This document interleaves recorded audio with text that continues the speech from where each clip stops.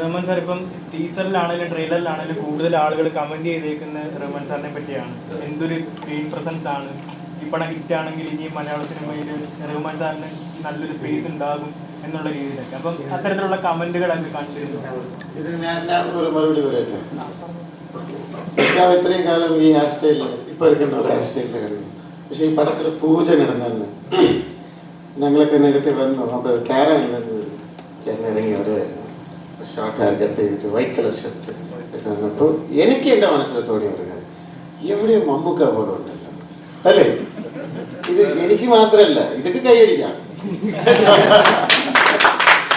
Sometimes ഒരു artist ഒരു കഥാപാത്രത്തിൽ ready ആയിട്ട് വരുമ്പോൾ ഒരു മാജിക് സംഭവിക്കും സ്ക്രീനിൽ.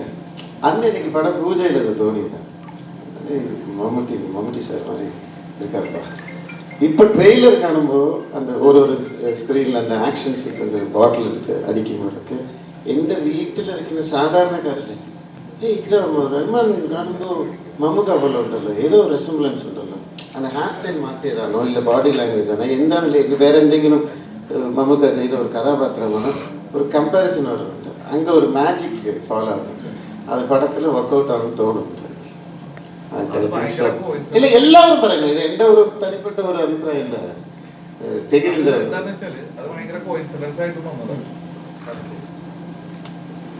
ഞാൻ നേരത്തെ പറഞ്ഞതുപോലെ അവിടെ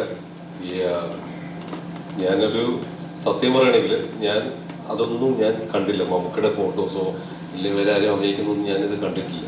ഞാൻ ആക്ച്വലി കാണാണ്ടിരുന്നത് തന്നെ ഈവൻ സിനിമകൾ പോലും ഞാൻ കണ്ടില്ല. കാരണം ഇൻസ്പയർ ആവാണ്ടിരിക്കാൻ വേണ്ടി ചിലപ്പോൾ നമുക്ക് ഇൻസ്പയർ ആയി കഴിഞ്ഞാൽ നമ്മൾ അറിയാണ്ട് അവരെ പോലെ അഭിനയിക്കാൻ തുടങ്ങും, അവരെ പോലെ നടക്കാൻ തുടങ്ങും. സോ കുറച്ച് നാളത്തേക്ക് ഞാൻ അതൊന്നും ചെയ്യാണ്ട് തന്നെ. പക്ഷേ ഈ പടത്തിന് ഈ കഥയ്ക്ക് ഈ ക്യാരക്ടർ ആൻഡപ്പൻ എന്നുള്ളൊരു ക്യാരക്ടറാണ് ഞാൻ ചെയ്യുന്നത്. ഒരു ആൻഡപ്പൻ്റെ ക്യാരക്ടറിലേക്ക് എന്തെങ്കിലും ഒരു ഡിഫറൻസ് ചെയ്യണം എന്ന് വിചാരിച്ചു കൊണ്ടിരിക്കുന്ന സമയത്താണ് എൻ്റെ പേരക്കുട്ടി മൈ ഗ്രാൻഡ് സൺ അവൻ്റെ മുടി കട്ട് ചെയ്യാൻ വേണ്ടി ഞാൻ അവനൊരു ബാർബർ സലൂൺ കൊണ്ടുവരുന്നു. അപ്പോൾ അവിടെ വെച്ചിട്ട് അവൻ ഇരിക്കുന്നില്ല. അപ്പോൾ ബാബർ ഒരുപാട് കഷ്ടപ്പെട്ടു അവന് മുടി മുറിക്കാൻ. അപ്പോൾ ശരിയായില്ല, അവിടെ എവിടെയൊക്കെ ബിറ്റായിട്ട് വന്നു. പക്ഷെ ആ സ്റ്റൈൽ എനിക്ക് ഇഷ്ടപ്പെട്ടു. എന്നിട്ട് 2 ദിവസം കഴിഞ്ഞിട്ട് ഈ ക്യാരക്ടറിനകത്ത് ആ സ്റ്റൈൽ ചെയ്താൽ നന്നായിരിക്കും എന്ന് വിചാരിച്ചിട്ടാണ് ഞാൻ ആ ക്യാരക്ടർ അതേ ബാബർ കൊണ്ട് എൻ്റെ മുടി കട്ടിപ്പിച്ചത്. പിന്നെ കട്ട് ചെയ്ത് താടി വളർത്തി ശകലം വെയിറ്റൊക്കെ കൊടുത്ത് ലൂസ് ബോഡിയൊക്കെ ആക്കിയിട്ട്. കാരണം ഇത് പറയുന്ന പോലെ ഒരു ദാദാ ഫീൽ കൊടുക്കണം എന്നാൽ ഇവനൊരു ദാദിയല്ല. ഞാൻ സാറിന്റെ അടുത്ത് പറഞ്ഞു ഇവിടെ വന്നിട്ട് സെറ്റ് ചെയ്യാന്ന് പറഞ്ഞു. എന്റെ അടുത്താണെങ്കിൽ ഒമർ ഒരു സർപ്രൈസ് ഉണ്ട് എന്ന് പറഞ്ഞിട്ട് സാറ് ഇവിടെ വന്നപ്പോഴാണ് അടിപൊളി. എന്നിട്ട് ഇതെല്ലാം ഇരുന്ന് ഒരു 4-ാം ദിവസം ഞാനും ടിനി ടോം ഇരിക്കും. ഇവൻ ടിനി ടോം എല്ലാവരും കൂടിയും വർക്ക് ചെയ്യുന്നുണ്ടെന്ന് പറഞ്ഞു. പക്ഷെ ആരും സെറ്റിലൊന്നും പറയുന്നത് കേട്ടില്ല. ഞങ്ങൾ രണ്ടുപേരും ഇരുന്ന് ഒരു ഫോട്ടോ എടുത്തു.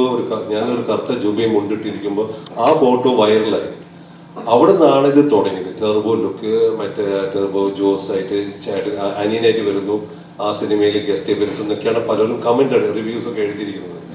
അപ്പോഴാണ് ഞാൻ ഇച്ചക്കയുടെ ഫോട്ടോ കാണുന്നത്. അതാണ് അതിന്റെ സത്യം.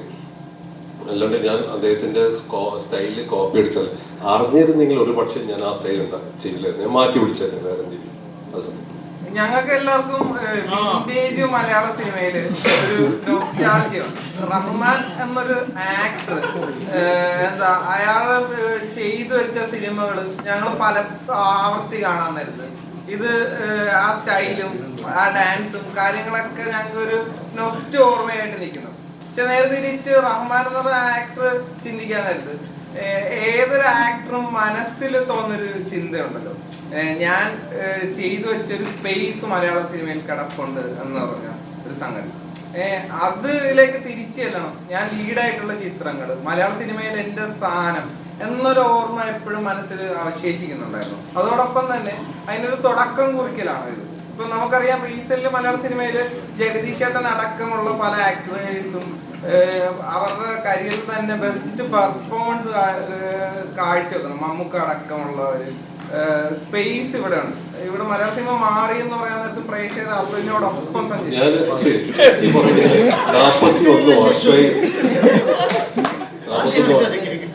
41 വർഷമായി ഞാൻ സിനിമ ഇൻഡസ്ട്രിയിൽ.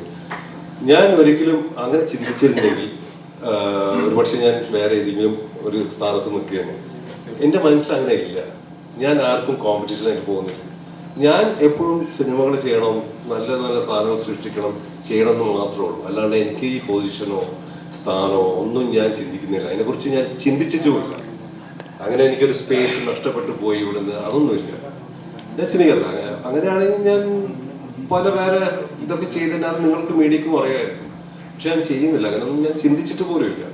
ഞാൻ ഒരിക്കലും ആർക്കും ഒരു പ്രശ്നമാകാൻ പോകുന്നില്ല, ആവില്ല. ഞാൻ കോമ്പറ്റീഷനില്ല. ഞാൻ എൻ്റെ പണി എൻ്റെ സിനിമ അങ്ങനെ ചെയ്തു പോകും. നല്ല സിനിമകൾ ചെയ്യുക എന്ന് മാത്രമാണ് എൻ്റെ ആവശ്യം. പക്ഷെ മലയാളികൾ ഒരുപാട് യൂസ് ചെയ്യുന്നുണ്ടല്ലോ. കാര്യം റീസെന്റ് ബ്ലാക്ക് പോലും അത് ഭയങ്കര കൾട്ടായിട്ട് കാണുന്ന പല ക്യാരക്ടേഴ്സും ഇത് സംഭവിച്ചിട്ടുള്ള. നിങ്ങൾ പറഞ്ഞ ഗ്യാപ്പാണ് മലയാള സിനിമയിൽ വരുന്ന ഗ്യാപ്പിലാണ്. ഞാൻ പറഞ്ഞില്ല, ഞാൻ തമിഴിലും തെലുങ്കിലും ഒക്കെ ചെയ്തുകൊണ്ടിരിക്കുകയാണ്. അപ്പോൾ അവിടെ ചെയ്യുന്ന സിനിമകളൊക്കെ ഒരുപാട് ഡേറ്റ്സ് അങ്ങനെയൊക്കെ പോകുന്നതാണ്. ഒരു വർഷത്തിൽ അങ്ങനെ കുറച്ച് ബിസിയാണ്. ഇടയ്ക്ക് ഞാൻ വന്നൊരു മലയാള സിനിമ ചെയ്യും, അങ്ങനെ മാത്രമേ ഉള്ളൂ. അല്ലാണ്ട് എനിക്ക് തുടർച്ചയായിട്ട് ചെയ്യണമെന്ന് ഞാൻ അപ്പോൾ ആഗ്രഹിച്ചിരുന്നു. ഇപ്പോൾ ഒരു പക്ഷേ ഇവിടെ നിങ്ങളൊക്കെ സ്വീകരിക്കുകയാണെങ്കിൽ ഞാൻ തീർച്ചയായിട്ടും ചെയ്യാം. ഇപ്പോൾ ഒമർക്ക് തന്നെ മലയാളം ഇൻഡസ്ട്രിയിൽ ക്രിയേറ്റ് ചെയ്ത ഒരു ഇമേജാണ് ഡബിൾ മീനിങ് എല്ലാ പടത്തിലും വരുന്നു എന്നുള്ളത്. അത് മാറ്റാൻ വേണ്ടി മാത്രമാണോ ഇപ്പൊ ഈ ഫിലിം? മാറ്റാൻ വേണ്ടി മാത്രമല്ല, എന്നെ സംബന്ധിച്ചിട്ട് എല്ലാ തരം സിനിമകൾ ചെയ്യണമെന്ന് എനിക്ക് ഒരുപാട് ആഗ്രഹമുള്ള വ്യക്തിയായിരുന്നു. അപ്പോൾ ഇതിലും വലിയ വലിയ സ്കെയിലുള്ള സിനിമകൾ ചെയ്യണം. അപ്പോൾ അതിനു വേണ്ടിയിട്ടുള്ള ഒരു ശ്രമമാണ് ഈ സിനിമ.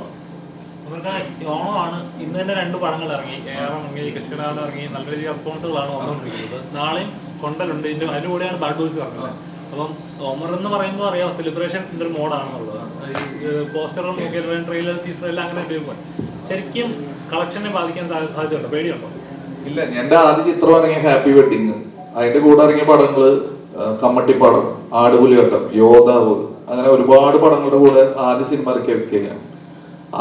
എന്നിട്ട് ഇതിന്റെയൊക്കെ ഇടയിൽ ഹാപ്പി വെഡിങ് ഹിറ്റായിട്ട് 100 ദിവസം കയറി. അപ്പൊ പിന്നെ ഇപ്പൊ അങ്ങനെ പേടിക്കേണ്ട കാര്യമില്ല. നല്ല സിനിമയാണെങ്കിൽ ആളുകൾക്ക് ഇഷ്ടപ്പെടുകയാണെങ്കിൽ തീർച്ചയായിട്ടും വിജയിക്കും. അതിന് നല്ല രീതിയിൽ ഞങ്ങൾ പബ്ലിസിറ്റിയും പരിപാടിയൊക്കെ കൊടുക്കണമെന്ന് മാത്രം. മാർക്കറ്റിംഗ് ഒന്ന് അടിപൊളിയാക്കിയാൽ മതി. ഈ നല്ല പടങ്ങളിൽ ഇപ്പൊ പറയുന്നുണ്ടല്ലോ നല്ല ഇതിന്റെ റൈറ്റർ സാരംഗ അവിടെ കാത്തു വെപ്പുണ്ട്. സാരംഗ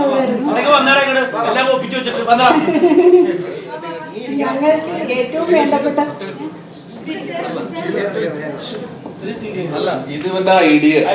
ഞാൻ മനഃപൂർവ്വം ഞാൻ അവിടുന്ന് വിളിച്ചപ്പോ ഇല്ല, ഒന്നിച്ചു വന്നതാ. ഇപ്പം പറഞ്ഞ നമുക്ക് തുടങ്ങാം. 2 പടങ്ങൾ ഇറങ്ങി, നാളെ നമ്മുടെ പടങ്ങൾ ഉൾപ്പെടെ ഇറങ്ങുന്നു. അങ്ങനെ ഇരിക്കുമ്പോഴാണ് ഷിലുമ ഒരു പോസ്റ്റ് എടുത്തത്. ആ പോസ്റ്റ് എടുത്ത വലിയ രീതിയിൽ ചർച്ച ചെയ്യപ്പെട്ടിരിക്കുകയാണ്.